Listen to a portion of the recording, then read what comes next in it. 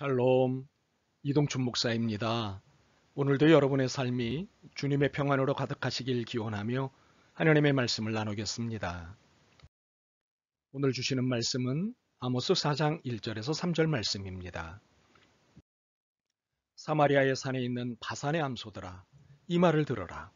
너희는 힘없는 자를 학대하며 가난한 자를 압제하며 가장에게 이르기를 술을 가져다가 우리로 마시게 하라 하는도다. 주 여호와께서 자기의 거룩함을 두고 맹세하시되 때가 너희에게 이를지라. 사람이 갈고리로 너희를 끌어가며 낚시로 너희의 남은 자들도 그리하리라. 너희가 성 무너진 데를 통하여 각기 앞으로 바로 나가서 하루문에 던져지리라. 여호와의 말씀이니라. 아모스 4장 1절에서 3절 말씀을 본문으로 아르몬에서 하르몬으로 라고 하는 두 번째 제목의 말씀을 나누도록 하겠습니다. 문제는 보여주지 않으면서 답만 내놓으라고 하면 안 되지요. 해답은 문제를 알아야 제시할 수 있기 때문입니다. 그런데 해답보다 더 분명한 정답을 얻으려면 문제의 본질을 알아야 합니다. 문제의 끝자락까지 가봐야 진짜 문제가 무엇인지, 그 문제를 해결할 정확한 답이 무엇인지를 알 수 있습니다. 오늘 본문은 그동안 하나님이 지적하셨던 문제와 다르지 않습니다. 그런데 오늘은 문제의 본질로 아주 깊이 들어가십니다. 그동안 제기하셨던 부와 권력의 문제가 아니라 어디서 잉태되었는지를 말씀하십니다. 그 본거지는 1절에 사마리아 산에 있는 바산의 암소들입니다. 사회 곳곳에서 심지어 종교에서 나타난 부정과 부패는 지도층 인사들의 탐욕에 기인된 것이 분명합니다. 그러나 그 탐욕적인 활동의 본거지가 지도자들의 집안에서 시작되고 있다는 사실을 본문은 폭로하고 있습니다. 암소들은 지도자들의 부인들을 일컫습니다.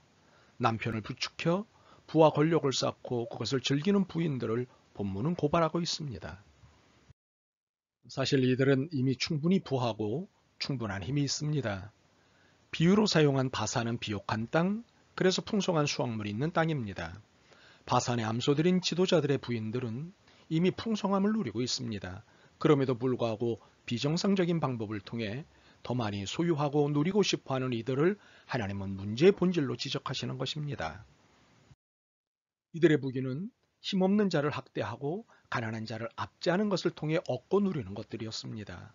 사치와 방탕을 위해 자신들의 지위를 이용했습니다. 이 바산의 암소들은 남편에게 이렇게 말합니다. 술을 가져다가 우리로 마시게 하라. 이게 무슨 뜻일까요? 사오라는 것이 아니라 가져오라는 것입니다.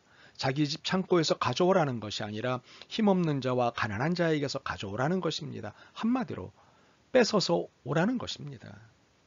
그리고 이것은 부탁이 아니라 매우 강한 명령이었습니다. 이렇게 해서 이 탐욕스럽고도 무자비한 부인들은 자신들만의 큰 궁, 아르몬을 만든 것입니다.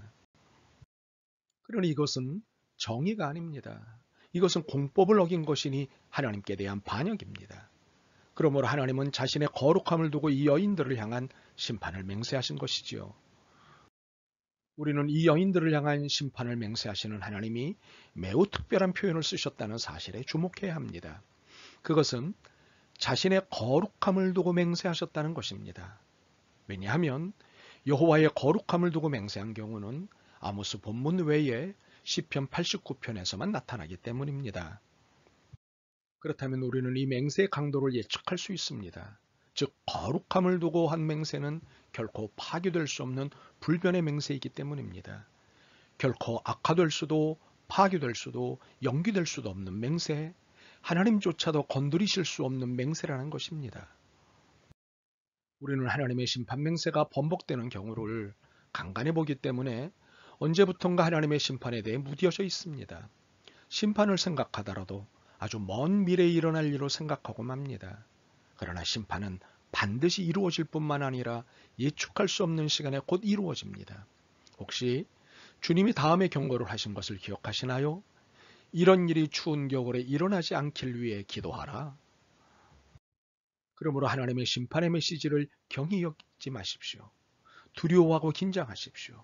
무서워하고 중히 여기십시오. 오늘 밤 그날일 수 있습니다. 오늘 밤이 바로 그날일 수 있습니다. 그러므로 하나님의 거룩함을 두려워하십시오.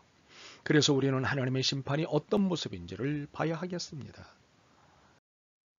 첫 번째로 2절에 사람이 갈고리로 너희를 끌어가며 라는 말씀이 있습니다. 이 말씀은 포로로 끌려간다는 뜻입니다. 그런데 갈고리에 꿰어 끌고 간다는 것입니다. 왜 갈고리일까요? 왜 밧줄이나 쇠고랑에 묶어 끌어가지 않고 갈고리에 꿰어 끌려갈까요? 우리는 하나님이 이 패역한 상류층 여인들을 바산의 암소라고 비유한 것을 기억할 필요가 있습니다. 소이기 때문에 도살장으로 데려가기 위해 갈고리를 깬 것입니다. 또한 낚시로 너희의 남은 자들을 그리하리라는 표현은 갈고리로 꿰어간다는 표현의 동의어로도 볼 수 있습니다. 그러므로 우리는 힘없는 자를 학대하고 가난한 자를 압제하여 아르몬에서 사치와 방탕을 누리던 이들의 끝이 얼마나 비참하고 처참한지를 볼 수 있습니다. 욕망이 결국은 사망을 낳는다는 말씀을 기억해야 합니다. 두 번째로 이렇게 갈고리와 낚시에 꿰어 끌려간 그들의 최후에 어떻게 되는지 주목해야 합니다. 3절입니다. 너희가 성 무너진 데를 통하여 각기 앞으로 나가서 하르몬에 던져지리라. 부와 권력을 믿고 거침없는 인생을 살던 여인들이 성문을 통해 성을 나가지 못합니다. 아니, 성문을 사용할 필요가 없습니다. 성이 무너졌으니 그냥 그대로 나가기만 하면 되는 것입니다. 도대체 이는 무슨 뜻일까요? 그들의 큰 성 아르몬이 무너진 것입니다. 그들은 자신들이 쌓은 아르몬이 영원할 줄 알았습니다. 그런데 무너졌습니다. 그리고 그 무너진 성 밖으로 그들이 던져지는 것입니다. 그런데 그들이 던져진 곳이 하르몬입니다. 구약 성경에서 단 한 번밖에 나오지 않는 단어인 이 하르몬은 먼 곳을 나타낼 수도 있고 사체를 폐기 처분하는 소각장이나 쓰레기장 같은 곳일 수도 있습니다. 이 두 개의 의미 중 어느 것을 사용한다 하더라도 사실은 그들의 끝은 아르몬이 아니라 하르몬이라는 사실입니다. 그들이 추구했던 것과는 전혀 다른 결말이 그들에게 주어진다는 것입니다. 이것은 하나님의 비싼 은혜를 값싼 은혜로 바꾼 결과입니다. 하나님의 이름을 팔아서 아르몬을 만들고 하나님을 반역한 그들의 최후는 비참한 하르몬입니다. 그러므로 오로지 모든 것에 가격을 매기고 가치를 따지는 아르몬의 삶은 반드시 하르몬에 던져진다는 하나님의 거룩한 맹세를 기억해야 합니다. 우리는 건전한 사회에 필요한 것이 매춘, 성적 부도덕, 우상숭배 등을 추방하는 것뿐만 아니라 사치와 부정, 불의에 대한 방임과 부추김을 추방하는 것임을 알아야 합니다. 여기에 적극적이어야 할 사람은 남성들만이 아니라 여성들, 남편만이 아니라 아내도 해당된다는 것을 아모스는 말씀하고 있는 것입니다. 더욱이 이런 일에 지도층 인사들, 상류층 인사들이 더욱 적극적으로 나서야 함을 말씀하고 있는 것입니다. 그렇다면 그리스도인은 우리는 더할 나위가 없습니다. 바산에 소나 암소가 있어서는 안 됩니다. 아내나 남편을 기쁘게 하기 위해 살아가는 것이 아니라 하나님이 기뻐하시는 정의와 공법, 인애와 인내, 섬김과 사랑, 절제와 검소를 몸소 살아내야 합니다.